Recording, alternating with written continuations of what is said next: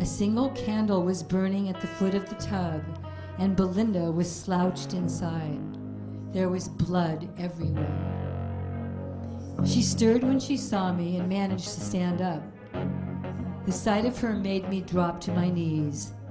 She had cuts all over her body, some bleeding and some already coagulated. A slash across her belly was diagonal, and each leg had several long strips. The worst part was a cross slash on her nipples, each of them still bleeding, slowly dripping onto her hips.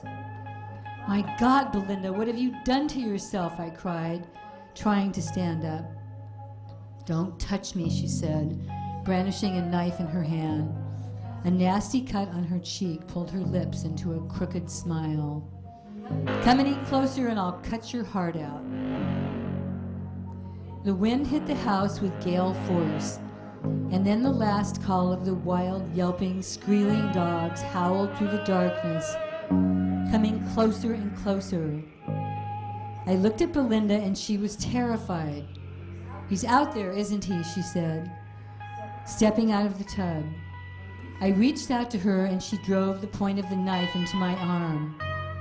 I grabbed her wrist and she dropped it, pushing past me, leaving a trail of blood on the floor. I heard the front door open and ran to find where Belinda had gone.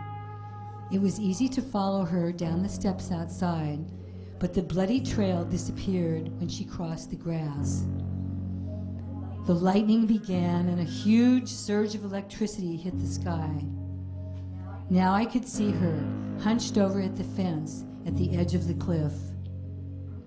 The wind slashed across the yard and bent the branches of the tree down, close to the ground.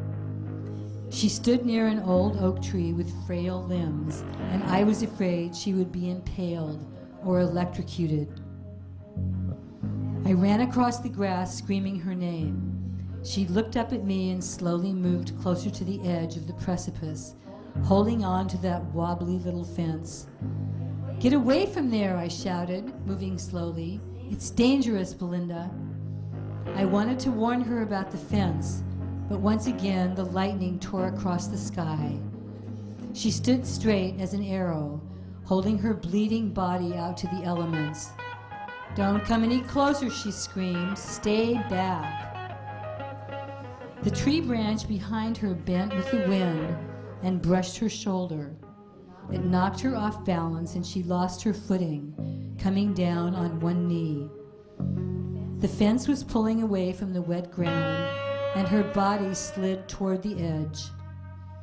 I covered the last 20 feet between us, stumbling on the wet grass, and lunged toward Belinda.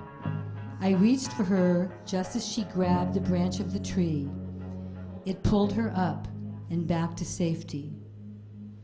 She stepped away from the cliff, and I felt the ground collapse as the earth gave away and the fence tumbled over the side. I followed it into the darkness. It was warm and wet, following into the black. The sounds of the sea roared in my ears. I was not afraid.